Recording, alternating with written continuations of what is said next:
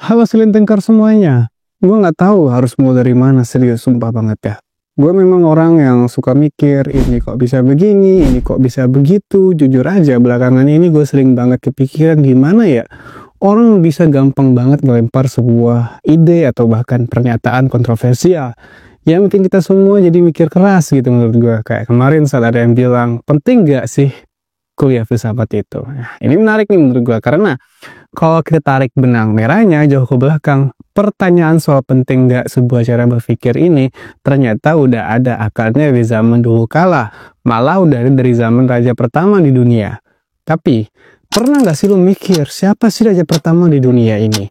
Pertanyaan simple, tapi jawabannya bisa bikin kepala lo berasap menurut gue. Kenapa? Karena kayak nyari tahu siapa pertama kali makan bakso ya kan? Jawabannya tergantung definisi bakso itu sendiri kan. Di sekolah, kita diajarin sejarah itu kayak garis lurus, ada awal, ada akhir, tapi di sini kita kalau sejarah itu kayak benang kusut. Dan di benang kusut ini kita akan menemukan sesuatu yang lebih gila.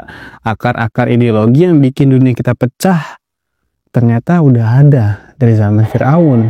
Ini bukan cuma cerita soal raja-raja kuno, ini adalah kisah tentang bagaimana manusia pertama kali mencoba mengatur hidup mereka dan bagaimana eksperimen-eksperimen awal itu melahirkan trauma masa lalu yang masih menghantui kita sampai hari ini. Nah, nggak usah panjang lebar gitu ya kan.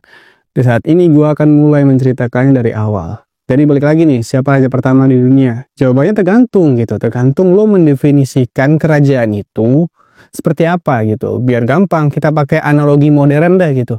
Bayangin ada dua jenis CEO super canggih. Yang pertama, sebut aja tipe A, adalah seorang visioner yang membangun suatu perusahaan raksasa dari nol. Dia menyatukan semua departemen, menciptakan budaya kerja yang seragam dan membuat satu produk yang mendominasi pasar. Satu entitas, satu budaya, satu pemimpin gitulah ya. CEO kedua, tipe B gitu, adalah seorang penakluk. Dia nggak membangun dari nol. Dia mengakuisisi perusahaan-perusahaan lain yang lebih kecil, yang budayanya beda-beda gitu. Bahasanya beda-beda.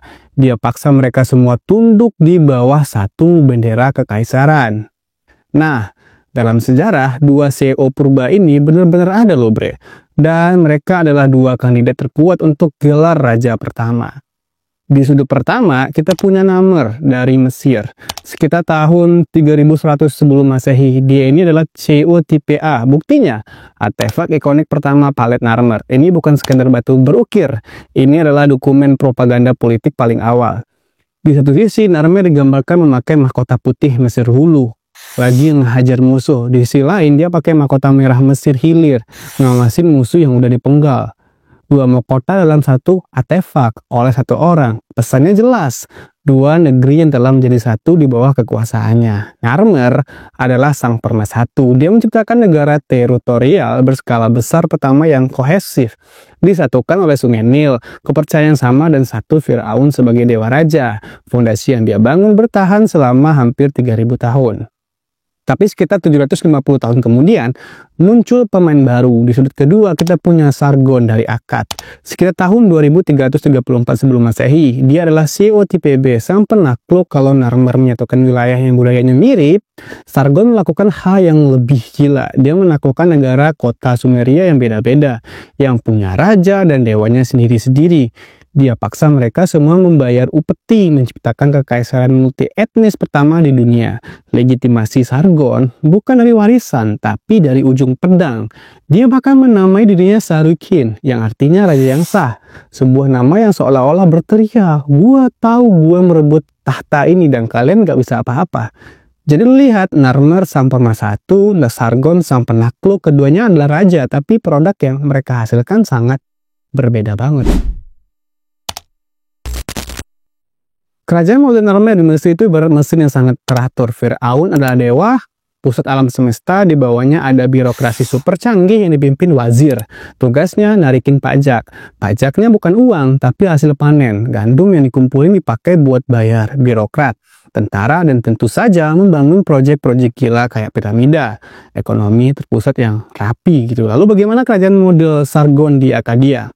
Beda cerita, ini lebih mirip perusahaan induk yang hidup dari anak perusahaannya. Sargon menempatkan gubernur dan tentara di kota-kota taklukan buat mastiin upeti lancar. Dia mengkontrol semua jalur perdagangan penting, dari kayu di Lebanon sampai perak di Turki. Kekayaan dari seluruh dunia disedot ke ibu kotanya. Akad. Model ekonomi imperialis klasik. Dua sistem ini, yang satu fokus ke dalam konsolidasi, yang satu lagi fokus keluar eksploitasi, adalah dua DNA politik yang terus berulang sepanjang sejarah sampai hari ini. Tapi, kalau sistem monarki ini begitu hebat, kenapa sekarang kita nggak lagi nyembah Firaun? Kenapa istana-istana raja di seluruh dunia sekarang kebanyakan jadi museum gitu kan? Tentu ada penyakit bawaan. Perang, seksisi antar saudara, korupsi, pemimpin yang lemah, mewarisi tahta dari ayah yang hebat, itu semua faktor internal menurut gua. Tapi, penyebab utamanya ya, menurut gua, adalah sebuah revolusi. Bukan revolusi senjata tentunya, tapi revolusi di dalam kepala. Di Eropa pada abad ke-17 dan 18 muncul para pemikir pencerah.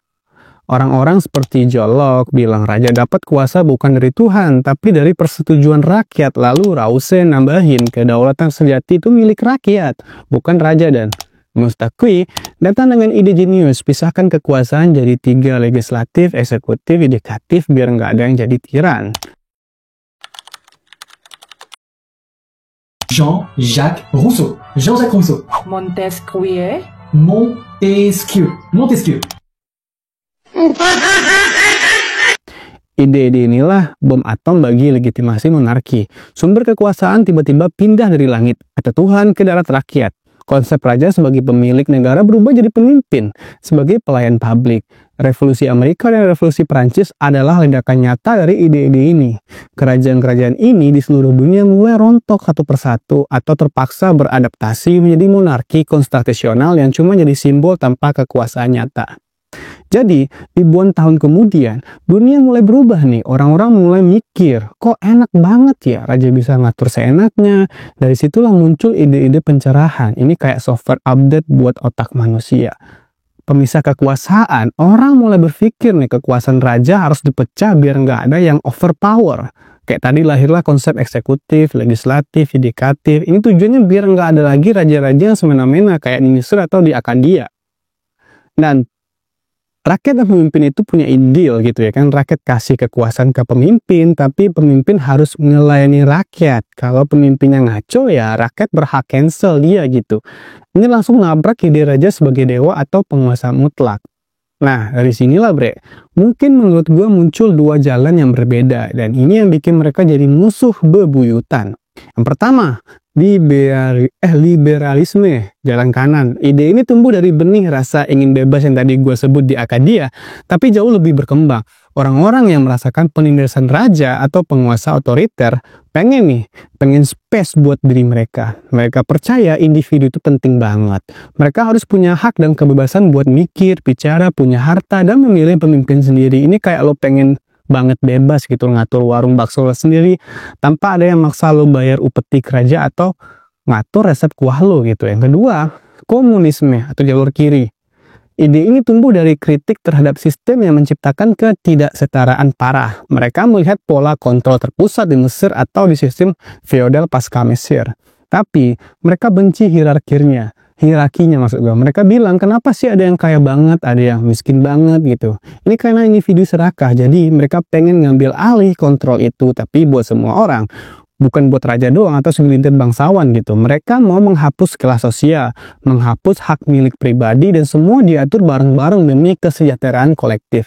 Ini kayak lo pengen warung bakso itu bukan punya perorangan, tapi punya semua warga desa, dan keuntungannya dibagi rata. Nah, ini mungkin jawaban yang selama ini gue cari. Kenapa blok barat liberalisme dan blok timur komunisme ini menjadi musuh bebuyutan gitu? Karena menurut pemikiran gue itu karena rasa takut dan trauma masa lalu yang diwarisi. Rasa takut liberalisme sendiri, misalnya liberalisme itu lahir dari trauma kekuasaan absolut raja-raja yang bisa seenaknya narik upeti, ngatur hidup, bahkan ngambil nyawa tanpa alasan jelas ya kan. Mereka takut banget sama kontrol terpusat yang menghapus kebebasan individu. Bagi liberalisme, komunisme itu kayak hantu masa lalu yang datang lagi, tapi dalam wujud yang berbeda. Komunisme dalam praktiknya juga ngatur semua, nggak ngasih kebebasan pribadi dan seringkali otoriter. Jadi, di mata liberalisme, komunisme itu cuma monarki gaya baru, tapi rajanya adalah negara atau partai. Takut dipalakin lagi, hak-haknya lagi, takut dipetik kebebasannya lagi gitu. Rasa takut komunisme misalnya, komunisme itu lahir dari trauma eksploitasi oleh kaum elit, bangsawan, atau pemilik modal yang menindas rakyat gitu. Mereka takut banget sama perpecahan dan ketidaksetaraan yang diciptakan oleh kebebasan individu tanpa batas seperti yang mereka lihat di sistem kapitalis liberal. Bagi komunisme, liberalisme itu berpotensi memecah belah kolektif, menciptakan lagi jurang kaya, miskin, dan mengambil dominasi segelintir orang. Mereka takut kalau terlalu bebas nanti ada lagi yang jadi raja di bidang ekonomi dan menindas yang lain. Mereka takut bakal pecah lagi jadi kelas-kelas yang saling bertentangan dan berantem gitu. Liberalisme adalah respon terhadap tirani politik monarki absolut. Mereka ingin kebebasan dicampur tangan negara. Komunisme adalah respon terhadap tirani ekonomi eksploitasi kelas. Mereka ingin kebebasan dari penindasan ekonomi. Dan karena solusinya beda total, ada satu fokus ke individu, satu ke kolektif, maka yang wajar mereka jadi musuh bebuyutan menurut gue. Mohon maaf, konyol banget ya. Gue belum jawab dari thumbnail awal siapa raja pertama. Jawabannya bukan Narmer, jawabannya juga bukan Sargon. Jawabannya sebenarnya adalah pertanyaan itu sendiri salah menurut gue. Yang penting bukanlah siapa orangnya, tapi apa cetak biru yang mereka ciptakan. Narmer memberi kita cetak biru negara kesatuan, sebuah entitas politik yang stabil dan terpusat. Sargon memberi kita cetak biru kekaisaran, sebuah kekuasaan yang mengkontrol bangsa lain untuk kepentingannya sendiri. Lihatlah dunia sekarang. Konsep negara-negara yang berdaulat itu adalah evolusi dari modern Narmer, negara-negara adidaya yang punya pengaruh ekonomi dan militer di seluruh dunia. Itu adalah DNA dari model Sargon. Sejarah yang diajarkan di sekolah seringkali memberi kita nama-nama untuk dihafal. Tapi mereka jarang memberitahu kita tentang sistem, tentang ide, tentang DNA, apa yang mereka wariskan di zaman kuno hingga ruang rapat para pemimpin dunia hari ini. Jadi lain kali kalau ada yang nanya ke lu, siapa sih raja pertama gitu, lo bisa tersenyum dan bilang, tergantung lo gitu, mau bahas sang pemersatu atau sang penakluk gitu kan. Dan selamat datang di dunia nyata, bukan dunia yang mereka kasih ke lo lewat TV dan buku sekolah. Dan kalau lo bilang pemaparan gua salah ya, gua akan bilang iya salah, tapi seenggaknya ya kan gue coba mikirin ini jadi sesuatu yang berlandaskan dan bukan sekedar nyari hantu kan. Dan saat gue melihat inti ini semua, menurut gue, pandangan gue ya, koreksi jika salah, yaitu bahwa sejarah itu nggak cuma urutan peristiwa, tapi juga urutan ide-ide yang saling berlawanan dan berkembang, dipicu oleh masalah-masalah yang abadi dalam kehidupan manusia, kontrol, kebebasan, kesetaraan, dan kekuasaan. Oh ya, gue hampir lupa. Gue minta maaf, tadi gue udah nyinggung di awal, mungkin merujuk ke satu nama, yaitu Bang Ferry Irwandi. Bukan bermaksud apa-apa gitu yang di awal gue bilang. Gue cuma belum bilang gitu ya kan, gue dejavu dengan cara dia yang dia pakai gitu. Kenapa? Walau gue bukan anak filsafat dan gak ada latar belakang sekolah itu, namun gue sangat suka dengan filsuf-filsuf kuno kayak Plato, Aristoteles, Nietzsche, dan yang lainnya. Bahkan saat Nietzsche bilang Tuhan telah mati, gue juga mikir apa sih maksudnya ini dah. Atau kayak katanya saat lo menatap jurang, jurang itu juga menatap lo ke arah lo gitu ya. Ini tafsirnya apa gitu. Jadi apa yang dilakukan Bang Ferry atau Bung Ferry Irwandi ini menurut gue adalah provokasi sebagai metode filosofis. Dalam dunia filsafat sering banget ada tokoh atau pemikir yang sengaja nih melontarkan pernyataan ekstrim, kontroversial, atau bahkan absurd untuk memancing reaksi. Tujuannya bukan karena mereka benar-benar percaya itu, tapi untuk memaksa orang lain berpikir, merenungkan, dan membela argumen mereka sendiri. Ini namanya provokasi intelektual. Contoh, Socrates dulu sering bertanya hal-hal yang bikin orang-orang antena merasa bodoh. Bukan karena mereka itu ngejek atau dia mau ngejek, tapi biar mereka sadar kalau banyak hal yang mereka pikir tahu, padahal enggak gitu. Referensinya dengan Bang Ferry ya, ketika Bang Ferry bilang hapus kuliah filsafat, dia sudah langsung menantang value dari sebuah disiplin ilmu yang fundamental. Otomatis, orang-orang nih, yang terutama mahasiswa filsafat dan akademisi akan terpancing untuk pertama mencari tahu apa itu filsafat sebenarnya menurut gua. Yang kedua mencari argumen kenapa filsafat itu penting di zaman modern ini. Yang ketiga, mengartikulasikan relevansinya dalam kehidupan sehari-hari, bahkan dalam bidang teknologi atau ekonomi. Keempat, mendorong melek cara berpikir. Nah, ini nih yang paling nyambung sama obrolan kita tadi. Diskusi kita tentang filsafat tadi itu intinya kan cara berpikir kritis, ya kan, mencari akar permasalahan, mempertanyakan asumsi, dan membangun argumen logis gitu ya kan. Ketika Bang Ferry melemparkan bom itu, dia secara tidak langsung memaksa ribuan orang untuk berfilsafat. Mereka jadi harus menilai klaim tentang filsafat itu penting atau tidak gitu ya kan. Memisahkan fakta dari opini, apa dasar argumen Bang Ferry gitu kan, orang bertanya apa dasar argumen yang membantahnya gitu pasti kan. Yang ketiga tuh membangun premis gitu, menurut gue jika filsafat dihapus apa konsekuensinya, jika dipertahankan apa manfaatnya gitu kan. Berdebat secara logis, bukan cuma emosi tapi pakai data, sejarah, dan relevansinya. Ini persis apa yang gue maksud dengan melek cara berpikir atau berpikir secara filosofis. Terlepas dari niatnya, hasilnya adalah sebuah wake up call massal bagi banyak orang untuk memikirkan kembali pentingnya dasar-dasar pemikiran. Dan terakhir menurut gue, sensasi dan engagement sebagai efek samping atau tujuan sekunder sih.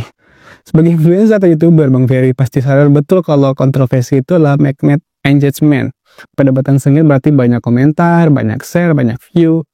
Jadi kemungkinan dia juga punya tujuan untuk memicu sensasi agar channelnya ramai.